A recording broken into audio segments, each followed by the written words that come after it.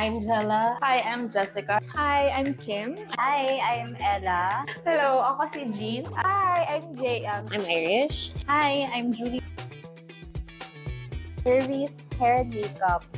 Although marunong ako yung everyday, yung mga for events, pagka may special, naganap din, I can rely sa team na napaganda ko lalo. And then, lalo na yung sa upstyling din. Yung prenup din, yung team yung nag-handle ng hair makeup ng prenup. And then, ang ganda nung output sa video, sa photo. Super satisfied ako dun sa ginawa nila sa hair and sa makeup nung time na yun. I love the hair color in HairMNL Studio, so I like to experiment. Yung stylist, they know, like, they talk to you to get to know what you want, what you're comfortable with. Argila.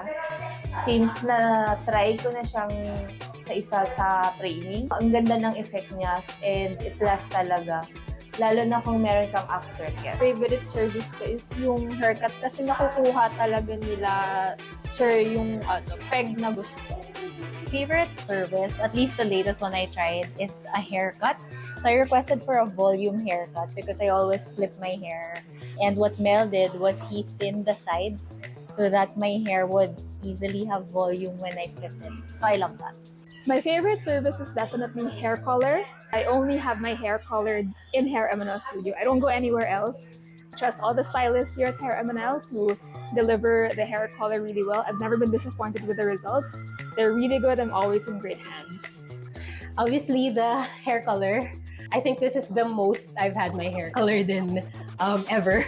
So yeah, the stylists are pretty good at making sure that you're comfortable and that you achieve the look that you like.